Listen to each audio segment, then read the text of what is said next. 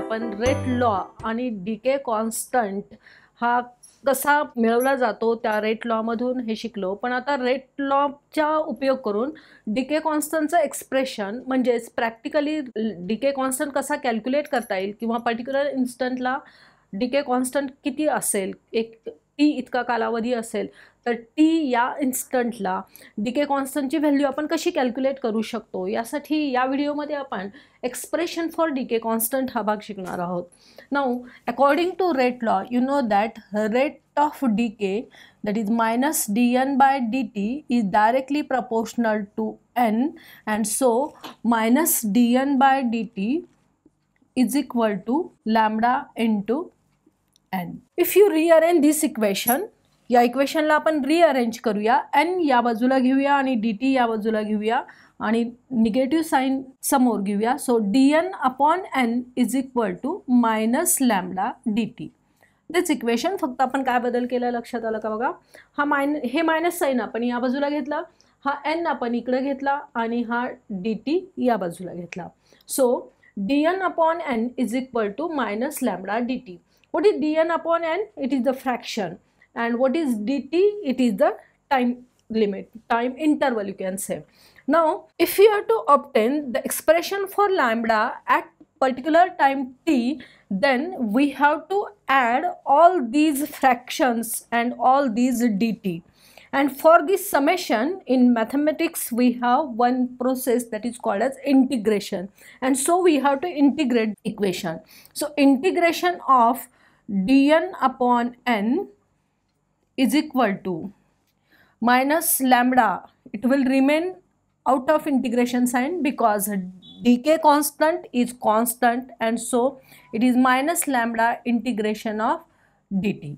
dn upon n so integration is equal to minus lambda integration of dt. Now what is the integration of dn upon n? It is ln n, or you can say it is log to the base e n, and log to the base e n, log to the base e is represented by ln, so it is ln n, and ln n is equal to minus lambda integration of dt is t, and plus c. C is called as constant of integration. So if you integrate this equation, dn upon n चं integration मिळालं आपल्याला n, 1 upon n dn याचं integration आपण घेतो n, कारण तुम्ही maths मध्ये हे शिकला, integration of 1 upon x dx is equal to x, like this integration of dx is equal to x. So here dn upon n is equal to ln n is equal to minus lambda t. Remember here integration of 1 upon x dx is equal to ln x, log of to the base e x, and so here ln n is equal to minus lambda t plus c, where c is constant of integration.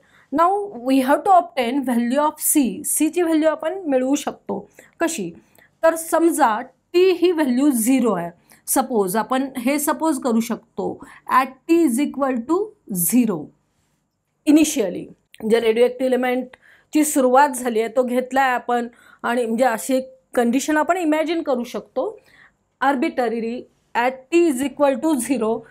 Suppose the value of n is equal to n0, n is denoted by n0, म्हणजे initially number of radioactive atoms present of any radioactive element, suppose it is equal to n0 when t is equal to 0. मग आता ह्या values आपण या equation मध्ये add करूया, t is equal to 0 आपण add करणार, आणि म्हणून इथं आपल्याला या पद्धतीने इक्वेशन मिळेल lambda into 0 plus c is equal to ln, and when t is equal to 0 n is equal to n0, and therefore here lambda into 0 is 0, and so you can say c is equal to ln 0. So this is the value for constant of integration, and therefore when you substitute this value in the equation, you can obtain the equation like this: ln n is equal to minus lambda t plus ln n0. ठीक आहे. समजा आपण ही value या बाजूला घेऊया. So lambda t is equal to ln n0 minus ln n. So lambda is equal to 1/t, t या बाजूला घेतला आपण, ln n0 minus ln n, that is equal to ln n0 upon n. लॉगचा rule आपण सांगतोय इथं, log of x minus log of y is equal to log of x upon y. जे या लॉग दोन संख्यांच्या लॉगची वजाबाकी घेतोय म्हणजे त्या दोन संख्यांच्या भागाकाराचा लॉग घेतोय. So log of x upon y, हाच नियम इथं आपण पाळला. So lambda is equal to 1/t ln n0 upon n. आता आपण जे लॉग टेबल वापरतो पर्टिक्युलर, आपल्याला समजा लॅम्बडाची व्हॅल्यू कॅल्क्युलेट करायची असेल तर जे लॉग टेबल वापरतो त्यामध्ये ज्या संख्या दिलेल्या आहेत त्याचा बेस जो आहे तो 10 आहे. म्हणजे 10 ची पॉवर ती संख्या कोणती आहे हे आपण सांगतो. आणि म्हणून जेव्हा ln म्हणजेच बेस ई आपण रिप्लेस करतोय बेस 10 त्यावेळी या इक्वेशनला आपल्याला मल्टिप्लाय करावं लागतं 2.303 and so you have to multiply this equation by 2.303. so this will be 2.303 upon t and log of n0 upon n. So this is the expression for lambda. Now we can write this expression here. So lambda is equal to 2.303 upon t log of n0 upon n. So this is the expression for lambda, and by using this expression we can calculate the value of lambda at time t. So what is all terms here? n0 is the number of radioactive atoms present initially. आपण c ची value calculate करताना काय गृहीत धरलं होतं? when t is equal to 0 n is equal to n0. so n0 म्हणजे काय असणार आहे तर initial time.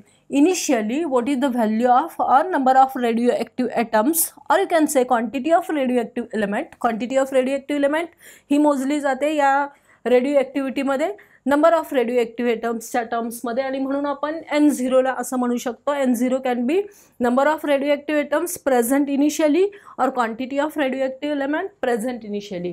What is n? n is the quantity remaining after time t. T इतक्या कालावधीनंतर किती क्वांटिटी शिल्लक राहिली हे आपण n न डिनोट करतो. आणि म्हणून n0 अपॉन n या संख्येचा log t is the time required to convert the quantity from n0 to n, and lambda is decay constant. And so this is the expression for decay constant. If you know the value of n0, if you know the value of n, if you know the value of t, म्हणजे n0 ही quantity n इतकी होण्यासाठी किती कालावधी लागला हा कालावधी आपल्याला माहीत असेल तर आपण लॅम्बडाची व्हॅल्यू कॅल्क्युलेट करू शकतो. आणि म्हणून या इक्वेशनच्या सहाय्याने आपल्याला या टर्ममध्ये म्हणजे या इक्वेशनमध्ये असणाऱ्या कोणत्याही व्हॅल्यूचं या व्हॅल्यू आपल्याला कॅल्क्युलेट करता येते. n0 कॅल्क्युलेट करता येईल जर आपण n आणि लॅम्बडा माहीत असेल.